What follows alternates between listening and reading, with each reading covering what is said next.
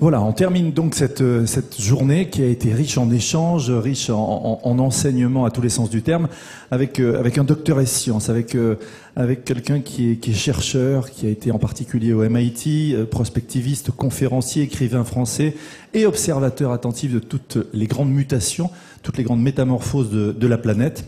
C'est un privilège pour nous de l'avoir à nos côtés. Il est arrivé par le Thalys, je ne sais pas s'il a surfé jusqu'à nous, mais il est là. Je vous demande d'accueillir Joël de Ronet, s'il vous plaît, l'applaudir chaleureusement.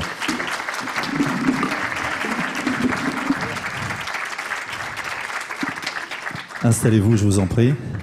On va commencer avec vous. Je sais que vous avez été retardé par les problèmes de transport d'aujourd'hui, mais vous vous étiez penché sur les candidats, les entreprises candidates à ces e-learning Excellence Awards organisés par Segos et par le groupe AEF, et vous aviez apprécié les projets, et en particulier les lauréats, puisque vous étiez au courant déjà des lauréats.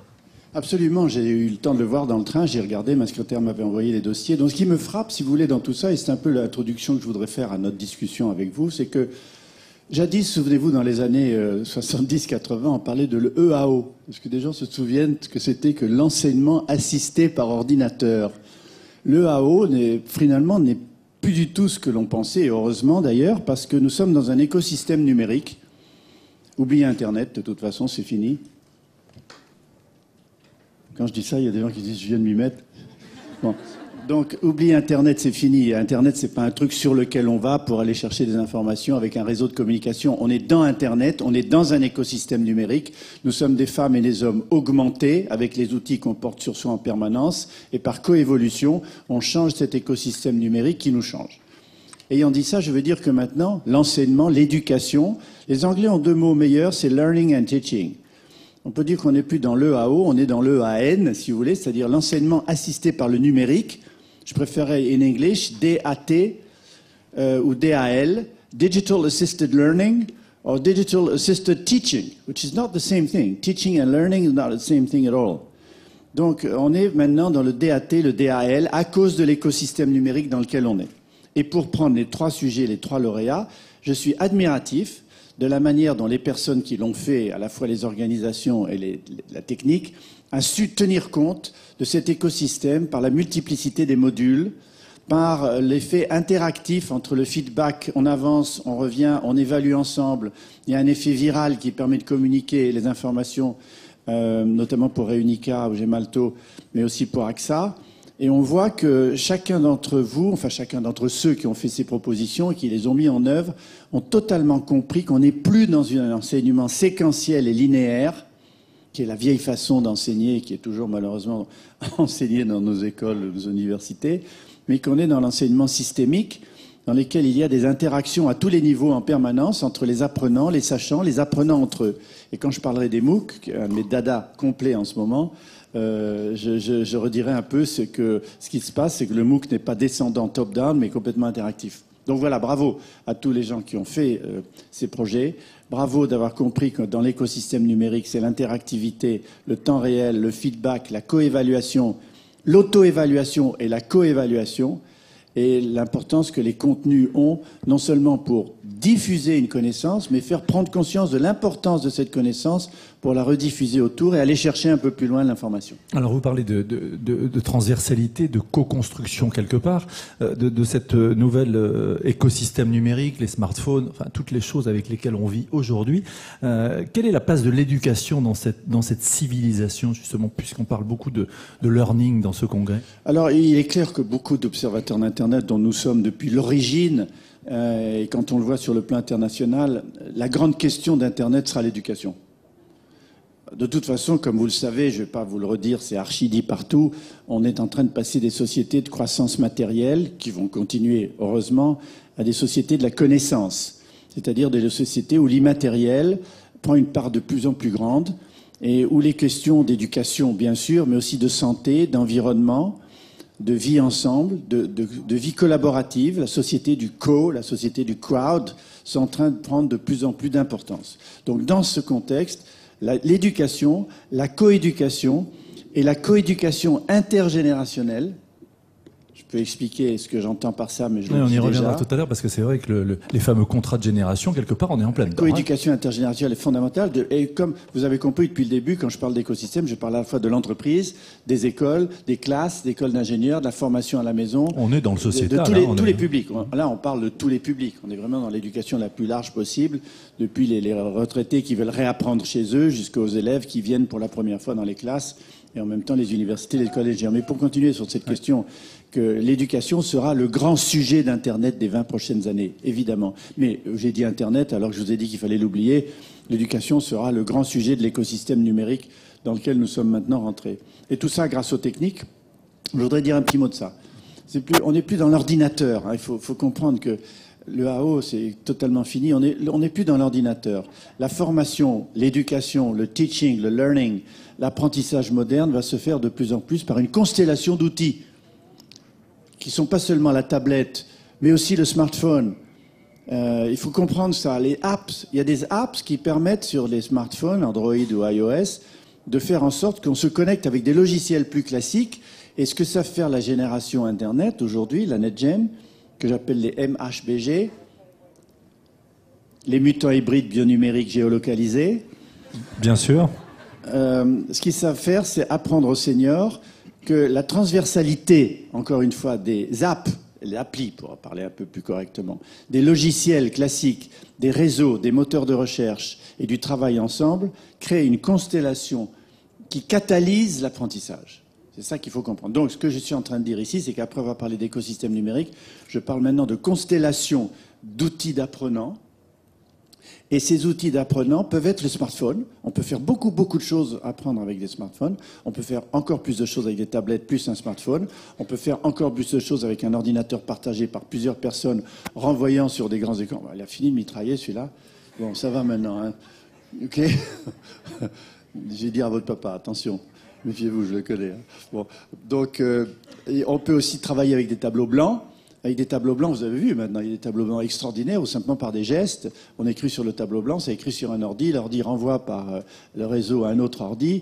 Donc tous ces outils doivent être utilisés. Mais le problème, la question, c'est d'avoir un projet pédagogique. Et ensuite, quand on a un projet pédagogique, c'est-à-dire un plan systémique, alors on cherche les outils adaptés. C'est pas l'outil qui va définir la qualité de l'enseignement par ordinateur, par tablette ou par iPhone. C'est le projet pédagogique des profs ou du prof ou des professeurs ou des groupes de sachants ou d'apprenants entre eux. Et c'est une fois qu'on a défini ce système complexe qu'on appelait jadis la classe, ou qu'on peut appeler l'amphi, ou qu'on peut appeler une salle comme celle-là, que l'on peut décider de quel type d'outils on va utiliser. Et je termine par encore en parlant de la constellation des outils, par une véritable révolution qu'on appelle le BYOD, en anglais BYOD, B-Y-O-D, qui veut dire Bring Your Own Device. Et c'est une révolution dans les entreprises depuis 2 ans aux États-Unis, parce que le Bring Your Own Device veut dire que les gens peuvent venir dans l'entreprise travailler avec leur tablette, leur clé USB, leur disque dur, leur ordi. OK, ça augmente l'efficacité de l'entreprise, c'est fabuleux pour les enseignements sur les intranets, parce qu'on vient se coller à l'intranet avec ses propres objets, et on les emmène chez soi et on continue, sauf qu'on travaille tout le temps. La frontière entre la vie privée, la vie personnelle, la vie professionnelle, elle est en train de... Donc il faut des règles. Si vous voulez, je peux vous les dire. Alors on va en parler. Moi, je voudrais qu'on revienne sur ces MOOC, hein, la les MOOC. Massive Open Online Courses, autrement dit des cours ouverts, en ligne et massifs. Et quand on dit massif, on est dans une transversalité qui génère... des milliers, des centaines de milliers d'apprenants, voire même plus. Alors, disons quelques mots des MOOC, parce que c'est une révolution qui a 3 ans. Nous, on y est depuis le début. Moi, j'ai été au MIT professeur, donc j'ai suivi tout ça depuis l'origine. Maintenant, les MOOC, c'est 17 à 18 millions de personnes dans le monde qui sont connectées tous les jours. Il y a environ, pour une grande université comme Stanford, ou MIT, ou Harvard, il y a environ 150 à 250 cours qui vont de l'économie au calcul intégral en passant par l'informatique, le management. Et pour chaque cours, pour vous donner une idée, il y a 50 à 60 000 personnes en ligne en temps réel. Sauf que c'est devenu tellement important qu'il y a ce que j'ai appelé des édumédiaires, des intermédiaires en éducation. Ces édumédiaires se sont créés comme des champignons depuis 2 ou 3 ans, dont les principaux d'entre eux s'appellent Coursera et Udacity. Coursera, Coursera, dirigé par une fille absolument remarquable, très très jeune. Coursera s'appelle Daphne Koller, si vous voulez la googler, Daphne Koller, K-O-2-L-E-R. Qu'est-ce qu'elle a fait, Daphne? Elle a eu l'idée de demander à Stanford, MIT et une trentaine d'universités mondiales d'être l'agent, l'intermédiaire, c'est pour ça que j'appelle l'édumédiaire, pour diffuser leurs cours à des tas de gens en publiant sur Internet les programmes, les durées des programmes, etc. Mais elle a fait beaucoup mieux que ça. Elle a fait deux choses.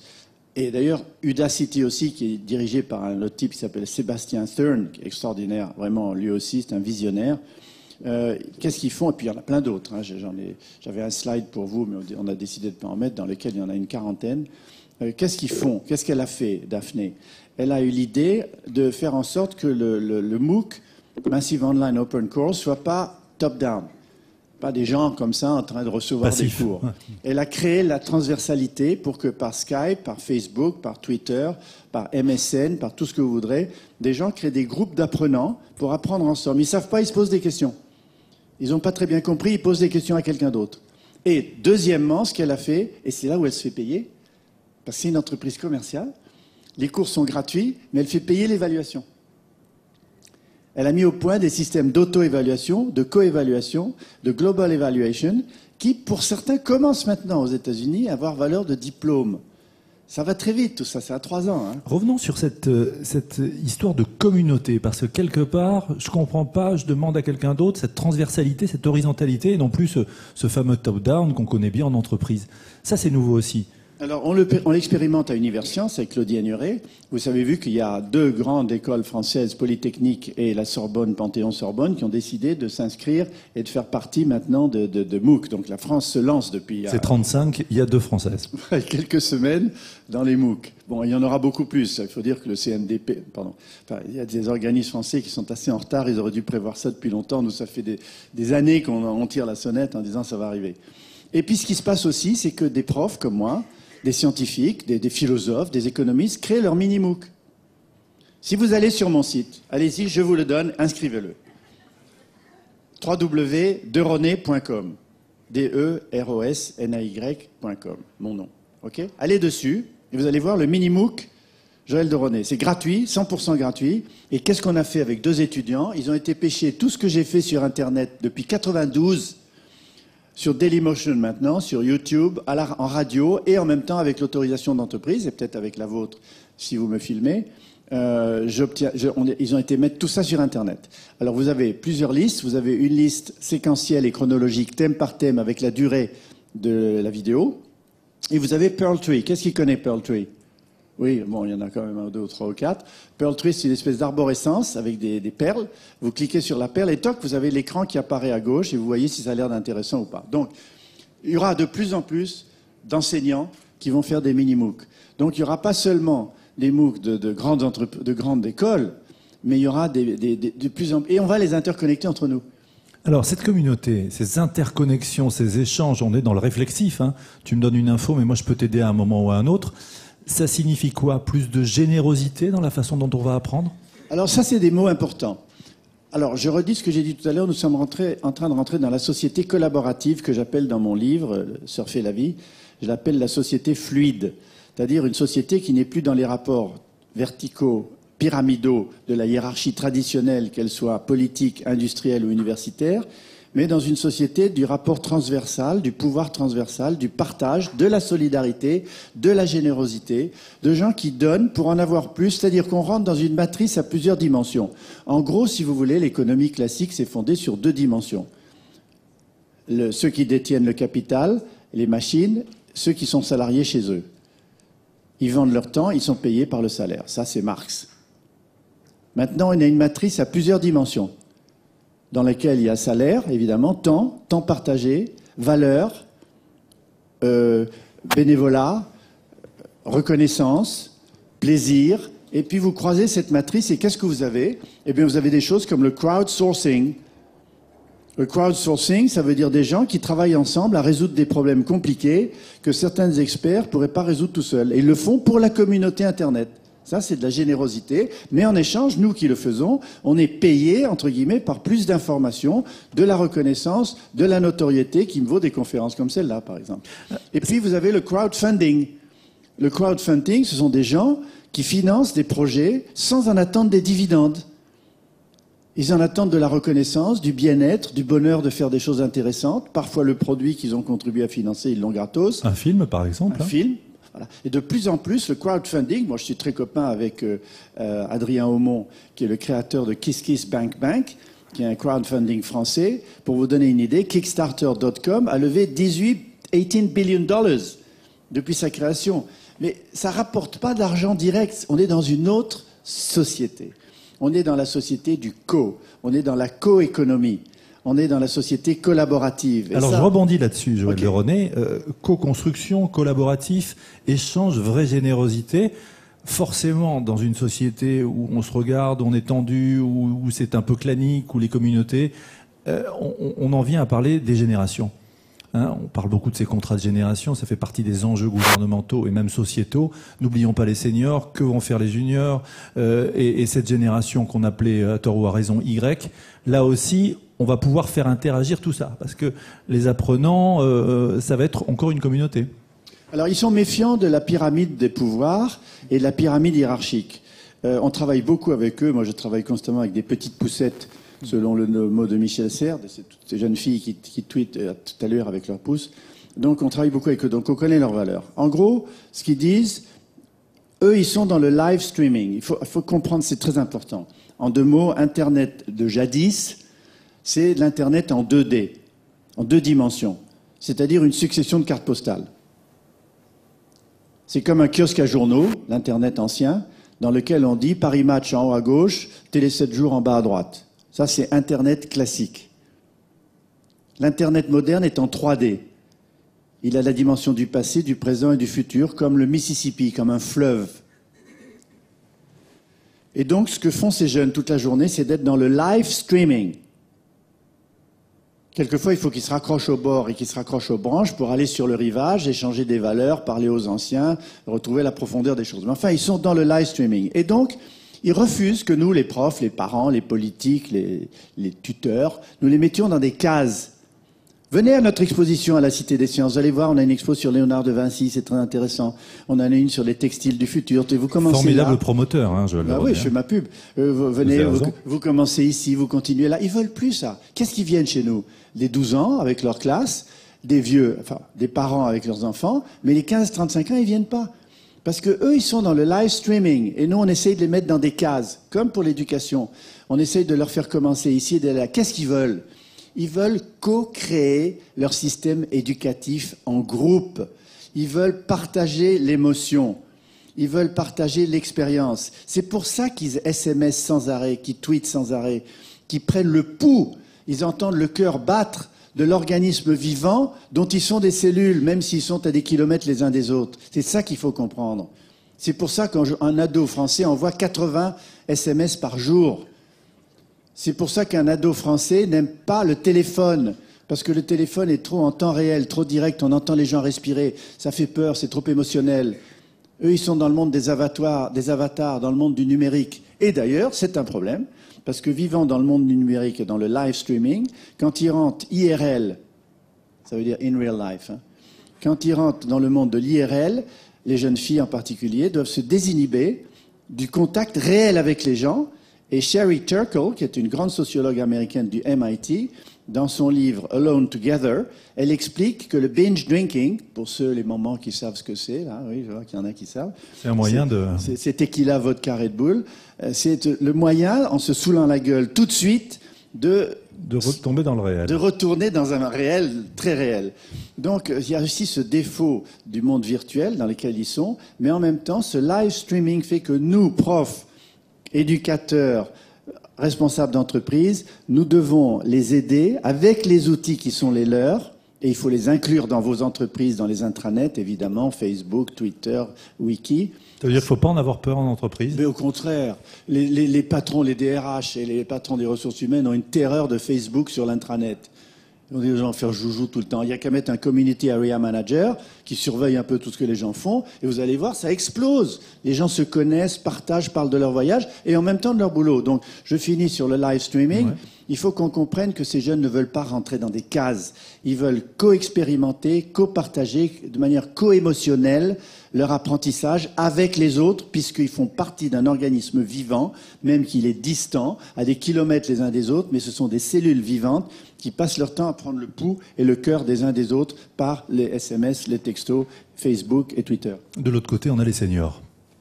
Alors, ne soyez pas aussi... Il y a des papilles grecques, hein, ça existe. Hein. Non, de l'autre côté... Comment on fait du transgénérationnel et de la co-construction, moi, je vais justement? vous raconter une petite anecdote tout à fait immodeste, mais je le raconte quand même. Je travaille avec...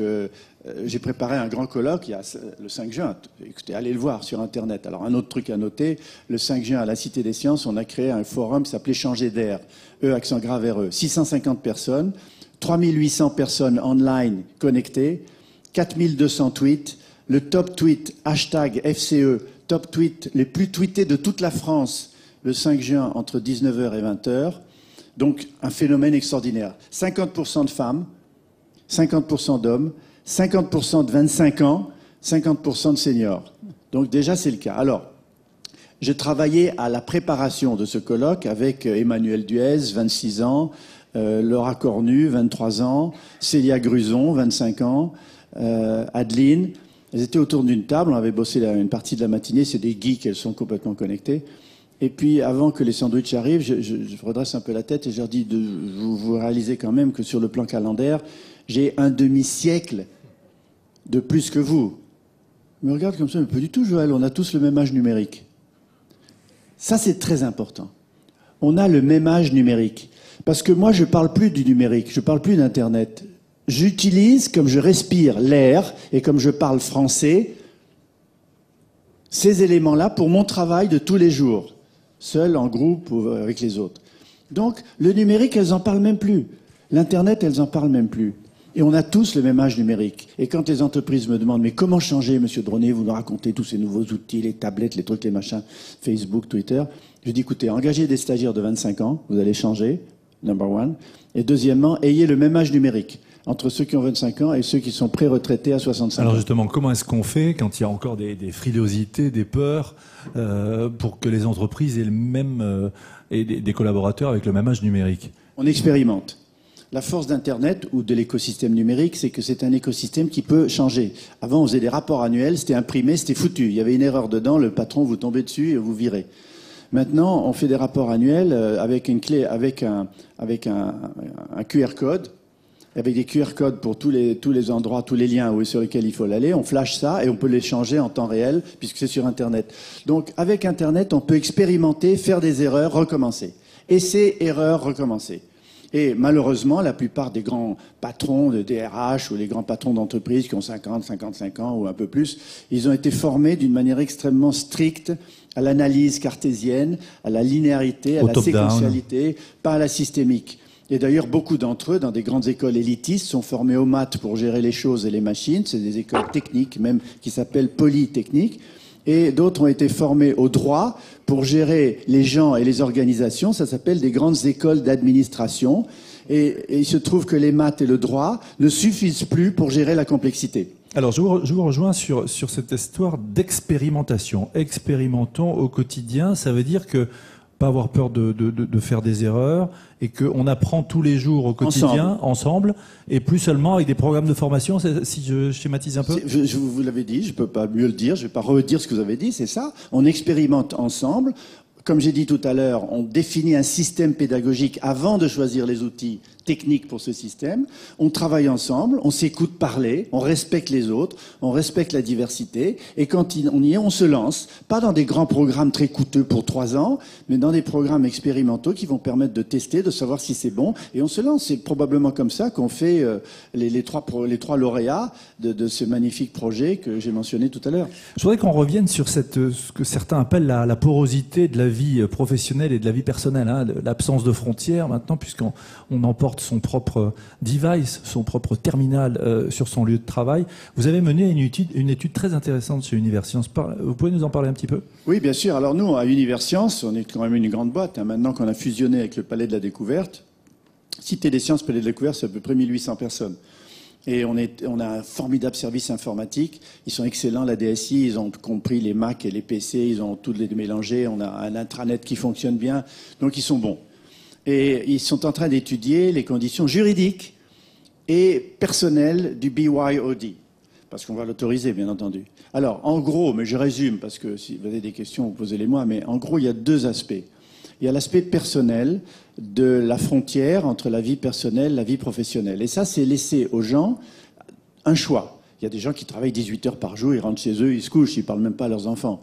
Et il y a d'autres gens qui passent du temps à investir du temps pour leurs enfants, et ils ont fait ce choix.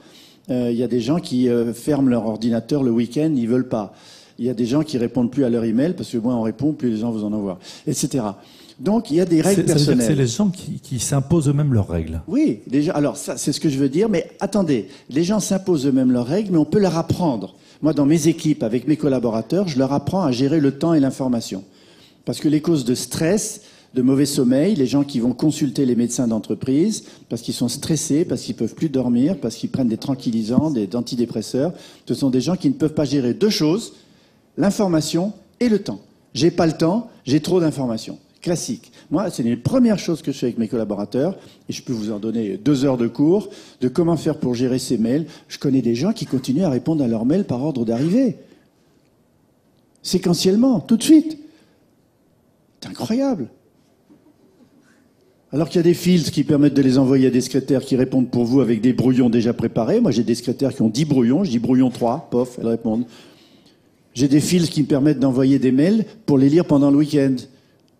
Ou pour les lire en voyage, qui sont moins urgents. J'ai des ordres de priorité, bon, etc. Enfin, je ne vais pas vous dire ce que je fais. Donc, on peut apprendre à gérer l'information et le temps. Donc, oui, il y a des gens qui s'imposent des règles personnelles, tant mieux, bravo. Mais aussi, on peut apprendre à mieux gérer son temps et son information pour éviter que le BYOD enfreigne votre vie personnelle et le sens que vous voulez donner.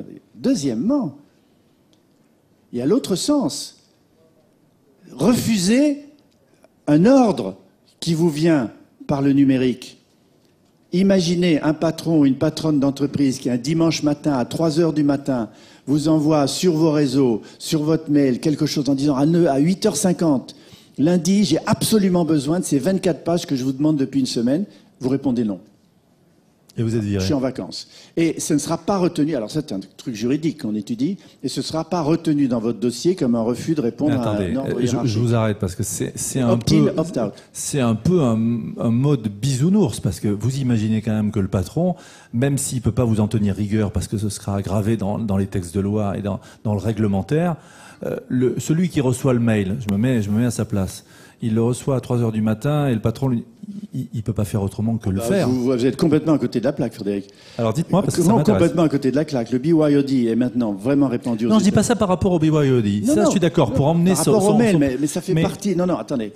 Le BYOD fait qu'il n'y a plus de frontières parce qu'on travaille tout le temps. Ça, je suis d'accord. Même 24 heures sur 24. Je suis d'accord. Donc, si vous n'avez pas très bien compris, je m'excuse de le dire, si vous n'avez pas lu ce qui se passe aux États-Unis dans le juridique d'entreprise, ou maintenant dans le juridique d'entreprise, il n'est pas le patron, même qu'il soit le plus haut placé de la hiérarchie, vous dites non, monsieur ou madame. Alors d'accord pour le côté juridique. D'accord, oui, voilà. Alors lui, il le comprend. Mais parce que c'est dans les règles. C'est que les mentalités doivent changer aussi. C'est en train d'arriver en France. Voilà. Nous, on l'étudie à Universcience, on n'est pas les seuls. Je connais des gens dans les grandes entreprises que je ne vais pas citer, qui sont en train de l'étudier avec les directeurs des ressources humaines, le personnel, les avocats de l'entreprise, pour que l'on puisse ne pas être retenu contre vous si vous dites à quelqu'un qui vous envoie. Ah, c'est une belle avancée, hein. Ah ben attendez, c'est obligatoire. Sinon, comment voulez-vous vous régler à la fois votre temps personnel, familial, et en même temps que vous répondiez à quelqu'un qui perturbe ce temps personnel et familial. Donc c'est comme le opt-in et le opt-out pour le spam, qui maintenant est reconnu à l'échelle européenne. Eh bien, on peut opt-out un patron. Bingo. Télétravail, fini ça? Le télétravail, c'est fini. J'ai commencé tout à l'heure par dire oubliez Internet, oubliez le télétravail. C'est un truc complètement ringard. Comme la domotique, c'est des trucs comme ça qui restent. C'est complètement fini. Le télétravail, c'était un truc de Thierry Breton à l'époque où il a écrit son rapport, il y a 10 ans. Fini. On est tout le temps Thierry, si tu nous entends. On est tout le temps... Mais je suis assez copain pour pouvoir le dire publiquement. Donc, on est en train... On travaille tout le temps, si on le veut. On revient à la question de tout à l'heure. Nos outils, tout à l'heure, j'étais dans le taxi, en train de venir ici, perdu dans un embouteillage, je travaillais. J'avais mon ordi, j'avais une tablette et j'avais un smartphone, tout en même temps.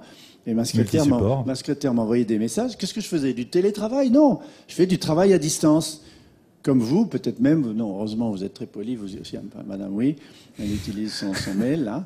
Mais à part ça, vous allez sortir d'ici, vous allez vous précipiter pour voir ce que vous avez reçu quand même. Vous allez télétravailler? Non, vous allez travailler.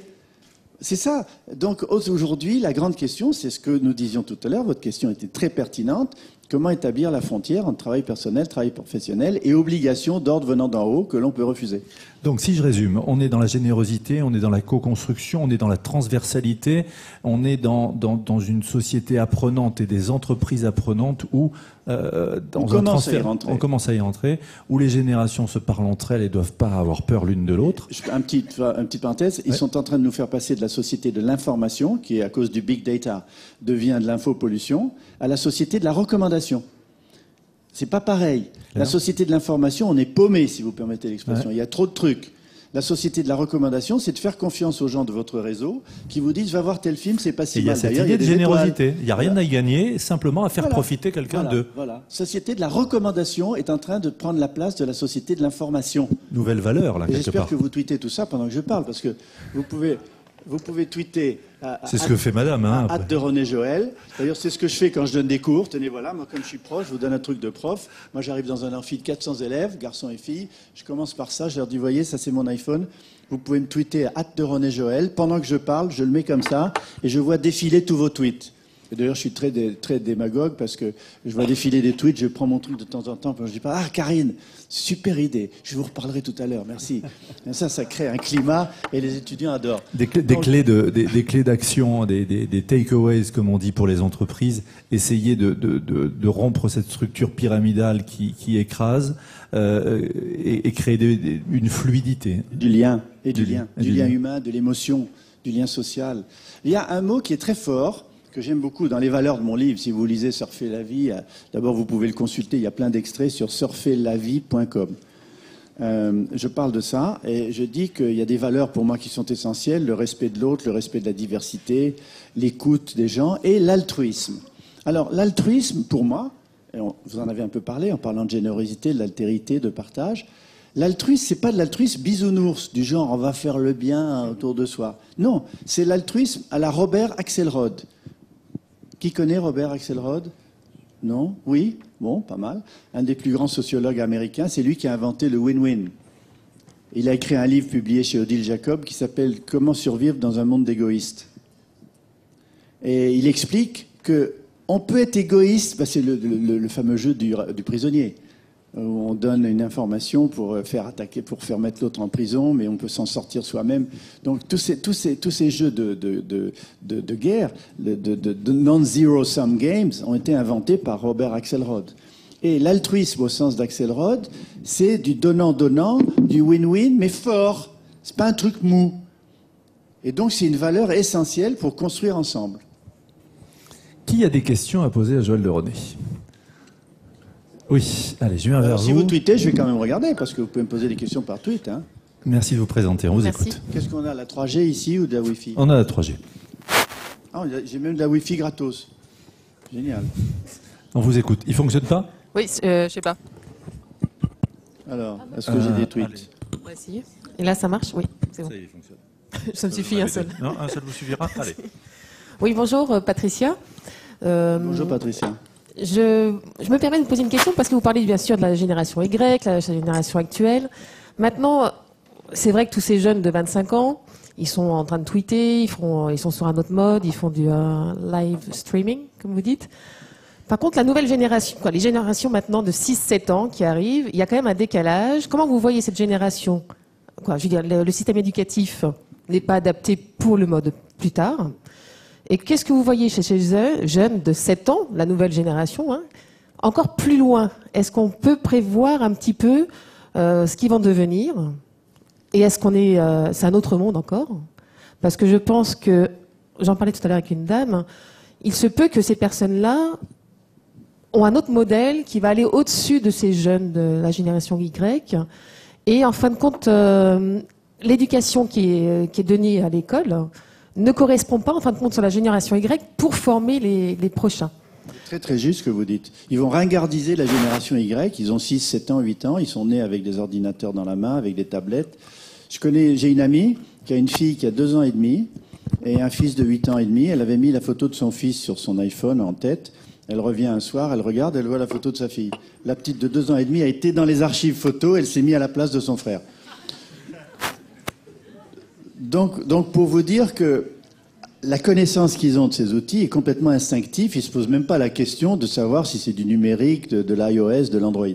Mais alors votre question est très intéressante parce que ce qui se passe, pour répondre à votre question, je vais répondre de 2 manières. D'abord, qu'est-ce qui se passe dans leur cerveau? Aujourd'hui, on a des outils quantitatifs qui permettent de regarder ce qui se passe dans leur cerveau, à la fois pour les jeux vidéo, à la fois pour l'apprentissage. Ça s'appelle l'IRM fonctionnel. Vous connaissez sans doute.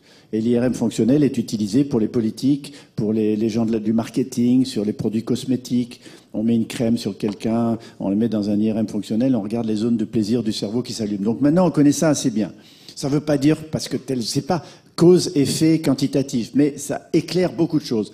Si on fait jouer des jeunes de ces âges-là à des jeux vidéo brutaux, il se développe dans le cerveau toute une série de zones de l'agressivité qui, en plus de ça, compte tenu de l'épigénétique, c'est la modulation de l'expression du comportement des gènes, de l'expression des gènes par le comportement. Je répète, l'épigénétique, c'est la modulation de l'expression des gènes par le comportement. Donc un comportement renforcé permanent va allumer ou éteindre certains gènes, même s'ils n'ont pas changé sur le plan de la mutation.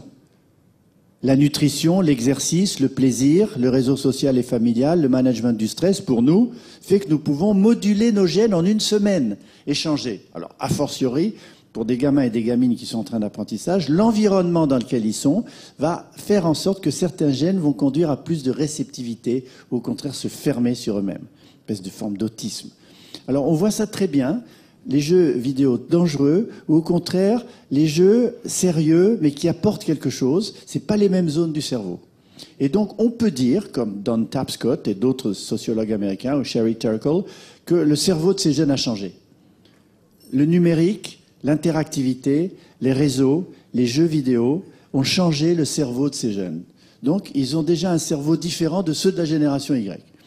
Alors, comment faire pour les accompagner? Il y a 2 mots qui nous viennent à l'esprit à Univers Science, et on expérimente évidemment tout ça, c'est l'éducation informelle et la coéducation. L'éducation informelle, c'est pas le programme. C'est pas le programme linéaire, les disciplines, les maths, la physique, la chimie, l'examen. Pendant toute l'année, tu fais ça. À la fin de l'année, on fait un test. Non. L'éducation informelle, c'est tout le temps, un peu. C'est une synergie de petites choses combinées entre elles, informelles, comme son nom l'indique. Et cette éducation informelle permet d'apprendre par porosité, les pores de sa peau, avec les autres, avec l'environnement dans lequel on est, avec l'émotion. L'émotion joue un rôle très important dans la rétention. Deuxièmement, la coéducation. On met en scène des classes dans lesquelles des apprenants apprennent de sachants qui ont 2 ans de plus qu'eux. Montessori. Comment ? Montessori fait ça. Oui, Montessori fait ça depuis très longtemps, mais maintenant la technologie en plus du numérique et du réseau qui permet d'amplifier ça. Et on fait des classes dans lesquelles il y a parents, enseignants, élèves, mais ensemble. Les enseignants apprennent des enfants, les parents apprennent des enseignants, les parents apprennent des enfants et les enfants apprennent des 2. Et la coéducation intergénérationnelle qu'on met en œuvre, également, qu'est-ce qu'elle fait? Elle essaye de faire en sorte que cette génération-là, soit les jeunes de 8 ans, soit ceux de 12 ans, vont apprendre aux plus anciens la maîtrise transversale de tous les outils du numérique. Que je disais, les apps, plus les logiciels classiques, plus les réseaux, plus les moteurs de recherche, plus la communication. Et qu'est-ce que les seniors vont apprendre aux jeunes? La contextualisation. Parce qu'eux reçoivent l'information dans le cadre du live streaming en continu. Garbage in, garbage out. Ça fait de l'infopollution, ça fait du big data dans leur tête, ils n'arrivent plus à restructurer. Tandis que les seniors peuvent apprendre que lié à cette information, il y a des valeurs philosophiques, économiques, sociétales, politiques, culturelle, spirituelle. Donc il hiérarchise aussi quelque part. Voilà, ça se sédimente d'une manière différente. Donc voilà, éducation informelle, coéducation, c'est les moyens petit à petit d'aller dans leur sens. Mais pour ça, il faut réformer l'éducation, il faut former les enseignants.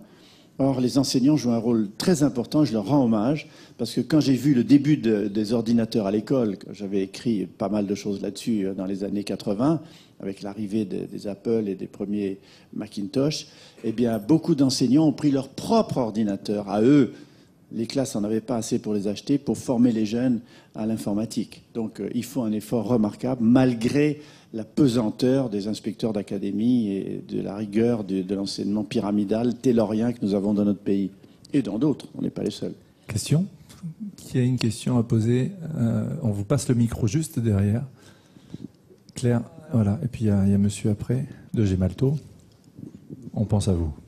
Merci de vous présenter. Bonjour. Oui, bonsoir. Martin Taille, British Telecom. Vous n'avez pas du tout parlé de la sécurité, parce qu'on parle de bring your own device, etc. Donc la frontière, enfin, comment vous pensez qu'on va pouvoir gérer la sécurité des informations, des données personnelles, lorsqu'il y a vraiment cette interdépendance entre les données privées et les données de l'entreprise? C'est le jeu du glaive et du bouclier. On est en plein dedans. On a des systèmes de sécurité extrêmement puissants. J'espère que vous encryptez certains de vos logiciels personnels ou d'entreprise. Il existe de très bons logiciels d'encryptage. Mais aussitôt, les hackers trouvent un système pour les casser. Donc oui, il y a une guerre de la sécurité et de la non-sécurité. On vient de le voir avec ce garçon, Snowden, qui a dévoilé dans The Guardian que la NSA écoute tous les citoyens américains, appelle le National Privacy Act, et probablement, ce que l'on ne dit pas, et moi j'ai dans ma poche la carte de visite d'une dame qui était à Bruxelles dans le grand truc que j'ai animé, et qui est spécialiste de la Chine et des États-Unis et de intelligence, du renseignement. Et elle m'a dit ce qu'on ne dit pas dans cette affaire du NSA, c'est qu'il y a une guerre qui est déclarée entre les États-Unis et la Chine, une cyberguerre. Obama a déclaré une cyberguerre à la Chine parce que les hackers chinois et les hackers iraniens aussi sont extrêmement bons pour briser les sécurités aussi fortes que la Banque nationale américaine, le Library of Congress, et donc, ou la NASA. Donc, la sécurité totale n'existe pas. Elle existera peut-être avec l'encryptage quantique. Elle existera peut-être avec les mémoires holographiques. Elle existera peut-être avec les mémoires à ADN. Si vous voulez, je peux vous parler de ça, mais pas maintenant. C'est les futurs des mémoires, puisque les flash memories, c'est fini, elles ne vont pas durer 100 ans. Et la plupart des mémoires d'aujourd'hui, dans 100 ans, elles seront obsolètes.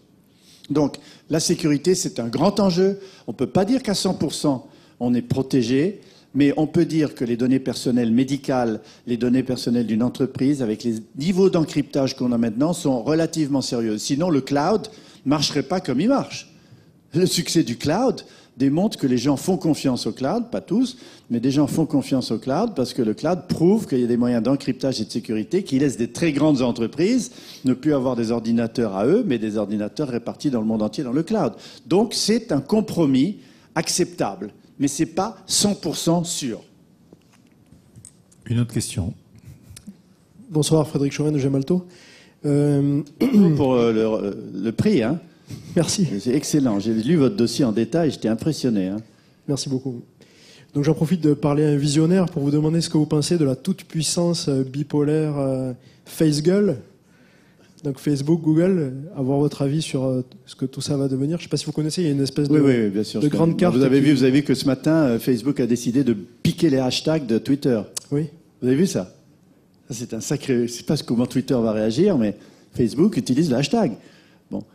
Alors, il y a 4 entreprises qui sont plus des entreprises au sens classique du terme.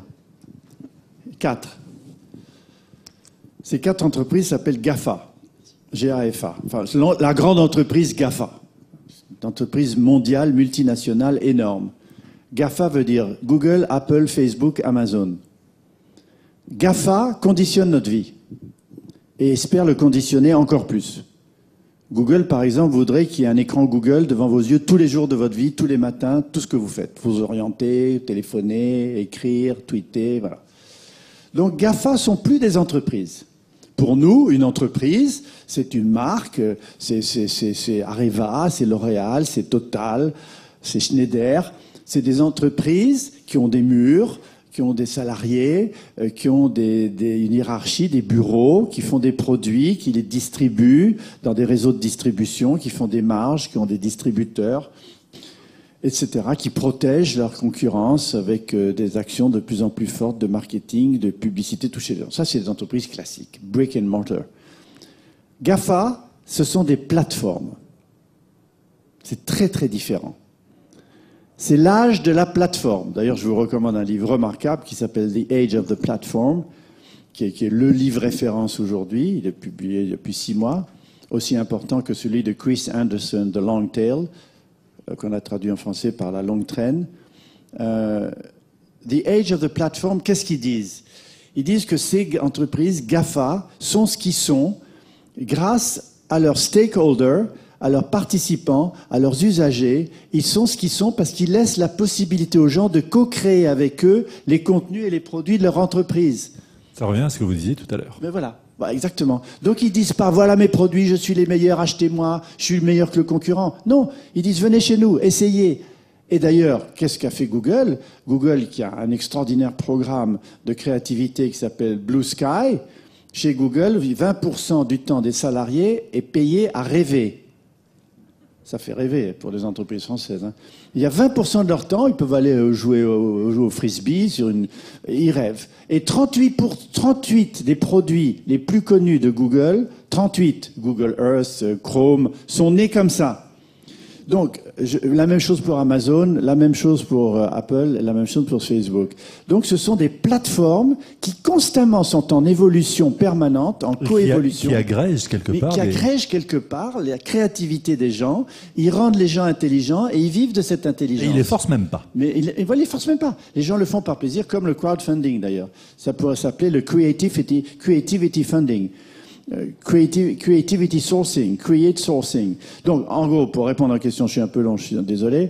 Pour répondre à votre question, le fait que ces 4 plateformes existent et qui donnent le modèle à des entreprises qui veulent se transformer en plateforme vont s'anastomoser, enfin se mettre en symbiose les uns avec les autres. Donc, ce que vous venez de dire. Alors, ils ont une concurrence qui est une concurrence win-win, une coopétition, selon le grand mot à la mode. Ils sont concurrents, compétitifs, mais ils savent coopérer pour gagner encore des parts de marché. C'est ce que vous venez de dire en faisant cet acronyme assez ésotérique. Autre question? On va vous passer le micro. Merci de vous présenter. Bonsoir. Bonsoir, Denis Abgral, Alcatel-Lucent. Je voulais revenir sur les MOOC et avec cet accès à la formation gratuit, comme beaucoup de choses sur feu Internet. Est-ce que c'est la fin du business de la formation? La fin du business de la formation aujourd'hui? Non. Alors attendez, je pense qu'il ne faut pas qu'on raisonne dans la société de l'information, dans l'écosystème numérique dont j'ai parlé, en termes binaires. C'est ou. On n'est plus dans le ou. Hein. On est dans le et. Il faut bien comprendre ça. La logique complémentariste prime dans l'approche systémique de l'écosystème numérique. Excusez-moi de tous ces termes un peu pédants. Mais donc, c'est pas où les MOOC vont se développer et donc l'information classique et l'éducation traditionnelle va mourir. Ce sera ça et ça. Il y aura des MOOC, il y aura des mini-MOOC genre de René, et il y aura de l'enseignement universitaire. Je vous donne un exemple. Le Palais de la Découverte est connu pour son approche disciplinaire. Vous avez tous au moins été. Il y a la salle Pi avec 3-14-116 qui fait le tour de la salle. Il y a la salle de la physique et la salle de l'électromagnétisme. On fait dresser le cheveu sur la tête des enfants avec une grosse machine. Tout le monde regarde ça comme ça. Et il y a la chimie, il y a la biologie. Et dans la réforme actuelle que nous sommes censés entreprendre à la demande de l'éducation nationale, on nous a dit il faut supprimer les disciplines, il faut faire de la systémique, il faut que tout soit ensemble. Non, on a dit on a la Cité des Sciences qui fait déjà ça, qui met en scène des grands spectacles sur le textile, sur Léonard de Vinci ou sur l'habitat du futur, en ce moment d'ailleurs, repub. Mais en même temps, on a fait des sondages et les gens disent il faut garder les disciplines. Parce que ce sont les blocs de connaissances. Mais il faut créer des hyperliens, comme des URL. entre les blocs de connaissances pour que progressivement on monte vers la systémique et l'approche globale. On a les briques qui servent de soubassement. Hein. Voilà. Qui permet de comprendre, par exemple, que l'économie, l'écologie et la biologie ont plein de choses en commun. Les feedbacks, les rétroactions, les amplifications, tout ça, c'est de la cybernétique. Et donc, il y a des disciplines communes, mais il faut partir des disciplines de base. Donc, ma réponse à votre question, c'est que les MOOC ne vont absolument pas tuer l'enseignement classique. On aura besoin d'un enseignement classique complémentaire, ne serait-ce aussi que parce qu'une classe crée du lien social, du lien humain, de la pédagogie des gens entre eux, et que les MOOC, même s'ils ont développé l'interactivité avec Facebook, Twitter, MSN et Skype, nécessitent quand même, au-delà du virtuel, de se rencontrer, de se parler. Voilà. Alors, on continue à profiter de cette rencontre en réel avec vous, Joël Leronet, avec une autre question, une remarque. Qui a envie d'interroger Joël Leronet? Profitez-en. Alors, monsieur à nouveau, et ensuite monsieur. Voilà, je voulais rebondir sur le MOOC. Est-ce que les MOOC vont permettre aux pays du tiers-monde, aux gens qui habitent dans ces pays du monde, de rattraper le retard par rapport aux pays... Mais c'est exact, monsieur, c'est exactement ce qui se produit. Et les statistiques le démontrent. D'abord, vous savez que... Comment les pays dits avancés vont pouvoir garder cette avance? Mais garder, ils vont pas la garder. Ils sont en train de la perdre. Après tout, il faut accepter que des gens plus intelligents que vous arrivent. La France continue à penser que depuis l'époque des Lumières, on est le pays le plus intelligent du monde. Ça a changé. Solaires, hein. Et ça nous donne une arrogance que nous ne méritons même plus.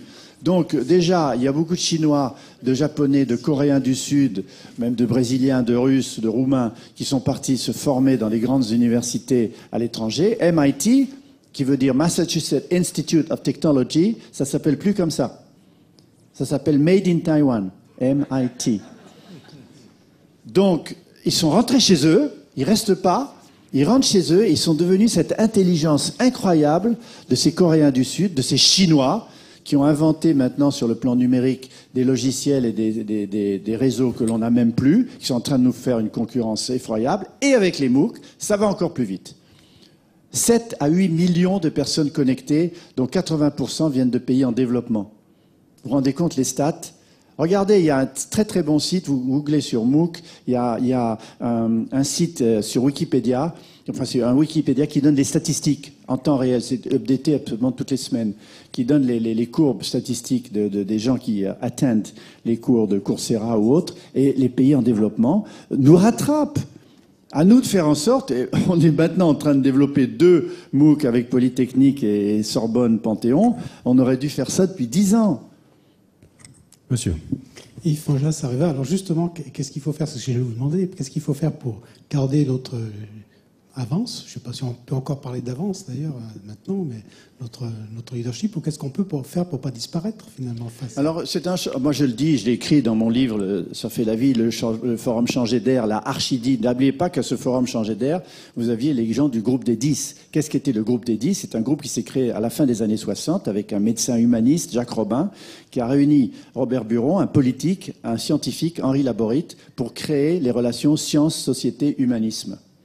Et ce groupe des 10 a vu arriver Edgar Morin, Henri Atlan, René Passé, Jacques Attali, et Jacques Monod, Delors, Rocard, François Jacob, moi-même. Des bouquins sont sortis de ce groupe des 10. On a fait venir le groupe des 10 au forum Changer d'air. Il y avait Rocard qui était là, René Passé était là, ils ont 80 ans. Edgar Morin est intervenu par vidéo parce qu'il n'était pas en très bonne santé. Michel Serres n'a pas pu venir. Qu'est-ce qu'ils ont dit aux 25 ans qui étaient là? D'abord, les 25 ans ont dit, on nous propose un futur tellement sombre, tellement épouvantable, que nous, ensemble, on va co-créer le futur qu'on veut. Ça, c'est réjouissant déjà. On ne veut pas de votre futur. On va co-créer le futur qu'on veut ensemble. Qu'est-ce qu'ont dit les vieux, si je peux me permettre, enfin les seniors pour être poli?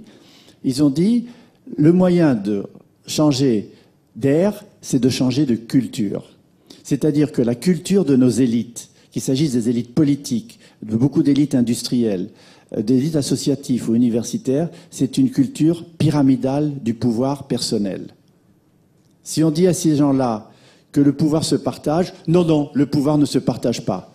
Si on dit à ces gens-là que ce que demandent les indignés du monde entier, en faisant des manifestations dans la rue, plus la télé, plus les réseaux sociaux. Malheureusement, ça ne conduit pas toujours à ce qu'ils ont fait. Ils ont viré des totalitaristes et des tyrans, mais enfin, ce qu'ils remplacent n'est pas mieux. Mais enfin, qu'est-ce qu'ils veulent?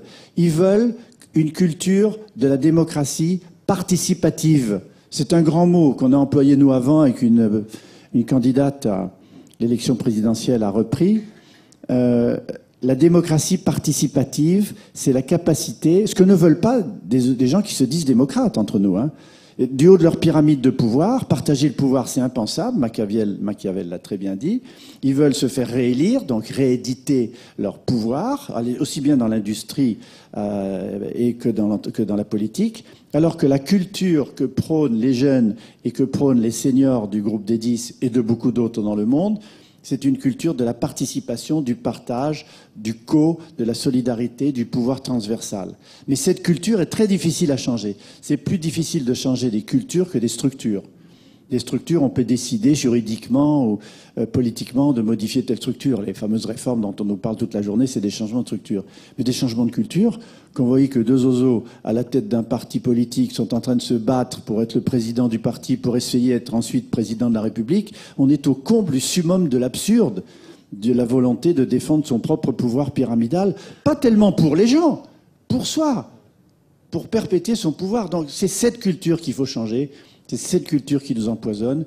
Et en plus, en France, on peut rajouter à ça cette arrogance que nous avons depuis les Lumières, où on a fait des choses fantastiques, on a éclairé le monde avec nos lumières, mais on croit qu'on éclaire toujours le monde, mais comme vous l'avez dit tout à l'heure, le monde est en train d'arriver, et c'est un tsunami qui est en train de nous gagner, et on est comme des pingouins sur des icebergs qui fondent. Qui a envie de poser une question à Joël Leronet? Pour terminer par une note positive, mais en même temps c'est constructif, il faut se bouger. C'est ce que je dis, hein, il faut se bouger. J'incite à la mobilisation. Et après Alexandra, on vous écoute. Oui, en fait, je me demandais si vous pensez que la notion d'État géographique, en fait, va continuer à tenir, sachant qu'en fait, quelque part, moi aujourd'hui, je me sens culturellement plus proche des gens qui sont dans le même live stream.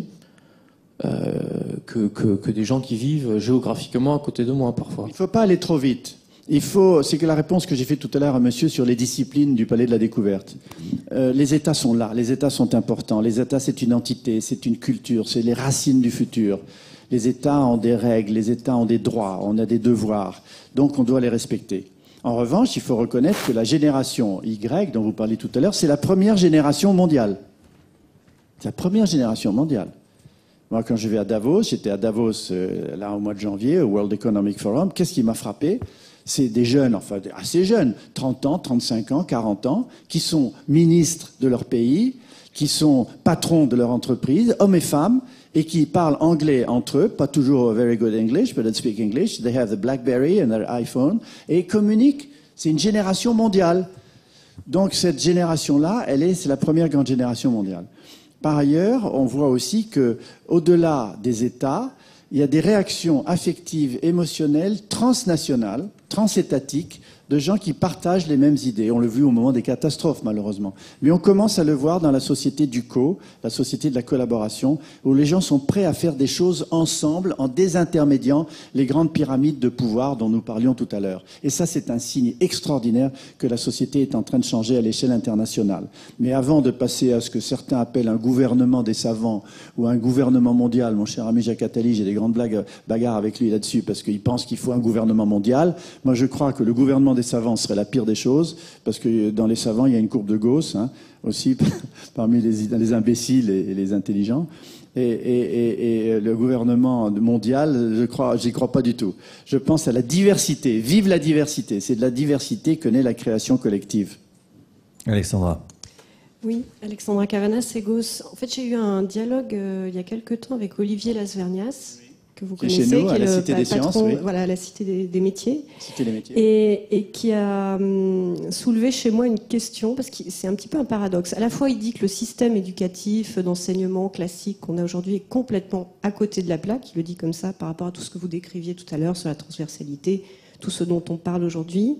Et en même temps, il s'inquiète d'une perte d'un cadre de référence commun, du fait qu'on aille chercher des informations très parcellisées, alors sur Internet, au travers des réseaux, etc. Donc, je voudrais votre avis là-dessus. Est-ce que ces deux phénomènes sont vrais et puis, voilà, votre avis sur cette inquiétude ou ce danger de la parcellisation et donc d'une perte de référence, de cadre commun à tous, mais vraiment pour le coup au plan de l'humanité. Hein. Alors, il a raison, je partage son inquiétude, mais rappelez-vous mes deux réponses sur l'État et sur les disciplines. Rappelez-vous ce que j'ai dit. J'ai dit qu'il faut aussi des références, des building blocks de la connaissance, que sont les disciplines traditionnelles, et que les États traditionnels ont leur place aussi dans ce monde chaotique en évolution permanente du live streaming que nous vivons aujourd'hui. Donc, je suis d'accord avec lui, il faut des références, mais pas des références communes globales. Il faut des références transculturelles, il faut des références, c'est pour ça que je parle de valeurs dans mon livre. Parce que les grandes valeurs dont je parle, le respect de l'autre, le respect de la diversité, le respect de la responsabilité humaine et collective, l'altruisme, l'empathie, la spiritualité laïque, l'amour fraternel, ben c'est de toutes les religions. Du bouddhisme à la religion musulmane, en passant par les chrétiens. C'est toujours de tout le temps. Donc, des références communes à ces grandes valeurs, oui. Mais des références communes à des valeurs culturellement intellectuelles, l'exception culturelle dont on parle tellement en ce moment, je ne suis pas trop d'accord. Je suis pour la diversité, pour le métissage. Et c'est dans ce métissage, en l'acceptant, qu'on trouvera des liens, des points de référence pour qu'on s'accroche les uns aux autres. Mais pas que quelqu'un qui, d'ailleurs, décrète des références communes. Alors là, peut-être je ne partage pas tout à fait l'avis d'Olivier, je n'irai pas jusqu'au bout, mais je vais en discuter avec lui parce que je le vois pratiquement tous les jours à la cantine. Qui poserait la dernière question à Joël Leronet? Oui, ben, monsieur. Allez-y. On a deux, on va en prendre deux. Allez, on en prend deux. jusqu'à quelle heure? À la demi. Allez-y, madame. Allez. Ah bon, on a 5 minutes encore, alors allez-y. Je suis désolé de mon retard, hein, franchement. Oui, mais de toute façon, vous écouterez des heures. Pourriez-vous nous parler un petit peu du divertissement? Du divertissement, oui. Ah oui, parce que quand bien, je vois mes attendez. mômes aller sur Facebook, Quand j'ai parlé du plaisir tout à je l'heure... demande où entre l'éducation, la culture et le divertissement, Mais il y a un mot la frontière. Il y a un mot américain, vous savez que j'aurais compris, j'ai une culture américaine, une femme anglaise, des enfants complètement bilingues, c'est edutainment. J'aime beaucoup ce mot de edutainment. Il répond un peu à votre question. Et nous, on avait un mot à la Villette, toujours, c'était Roger Lesgard, un de nos présidents qui l'avait lancé, c'était le plaisir de comprendre et le ludo-éducatif. Et Piaget l'a dit, je reviens au grand maître, Piaget, le grand psychologue de l'éducation, a dit on ne peut retenir qu'avec de l'émotion et du plaisir. La retention n'est pas simplement mécanique dans le cerveau, elle doit aussi s'associer à de l'émotion. Et le quotient émotionnel et le quotient intellectuel sont liés. Et la rétention... Tiens, ça me permettrait d'ailleurs de répondre à cette fameuse question, pourquoi les médias ne parlent que de catastrophes, que vous ne m'avez pas posée, mais je vais quand même y répondre. Ça nous intéresse. Je vais faire comme si on me l'avait posé. Et donc, le plaisir d'apprendre, l'amusement, le ludo-éducatif font que nous, à Univers Science, on est un peu des pionniers de ces trucs-là, on crée la cité du jeu vidéo. Et on a une expo à laquelle vous êtes tous invités en octobre, qui s'appelle l'exposition sur le jeu vidéo, qui va être le prélude pour obtenir des sponsors à notre cité du jeu vidéo. Et là, c'est des jeux sérieux. Donc on s'amuse, mais on apprend que le virus du sida peut être détruit par des anticorps au lieu d'avoir un revolver super puissant qui tue des rangers dans le désert, qui sont les jeux de base d'aujourd'hui. Donc on peut apprendre en s'amusant, oui, vive le ludo-éducatif. Alors, les médias. Question darwinienne. On me pose souvent la question, enfin les gens se la posent eux-mêmes, pourquoi est-ce que les médias, dans tous les pays, hein, pas seulement chez nous, en Espagne c'est encore presque pire, ne parlent que le journal télévisé, c'est de 20h à 20h20 des faits divers. Michel Serres, le grand philosophe, a dit prenez un crayon et notez combien de fois revient le mot mort. Faites-le ce soir. Ou le mot crise. Crise, évidemment, mais mort. Mort, M-O-R-T. Michel Serres dit la télévision, c'est la télémotion, c'est plus la télévision, c'est l'audimat de la mort. Le journal télévisé est l'audimat de la mort. Et Luc Ferry a ajouté dans une très très bonne chronique du Figaro, ce qui fait le fuel, l'essence de l'audimat, c'est l'indignation. D'ailleurs, tous les jeunes journalistes en école de journalisme apprennent des sujets pour se distinguer des autres qui vont susciter l'indignation. On l'a viré de sa maison. il s'est écroulé, il est mort devant vous. Pédophilie, problème politique passionnant, parce qu'en plus c'est un rebondissement, on dément, puis ça revient, et puis on s'est trompé. Donc tout ceci, c'est l'indignation. Alors pourquoi ça marche? Pourquoi les médias sont l'audimat de la mort? Parce que nous sommes engrammés sur un plan darwinien pour se souvenir beaucoup plus des catastrophes que des bonnes nouvelles. Le grand Marshall McLuhan, le grand sociologue des médias, a eu cette phrase en 1964, « Good news is no news ». Les bonnes nouvelles ne sont pas des nouvelles. D'ailleurs, vous entendez les gens parler dans la rue, ils parlent que « tu comprends, mon arthrite, il est mort d'un cancer effroyable ». Ils parlent de ça dans la rue. Et vous n'entendez pas des gens qui disent « mon fils, il a eu le premier prix, allez, on zappe, on s'en fout ». Donc, les good news is no news.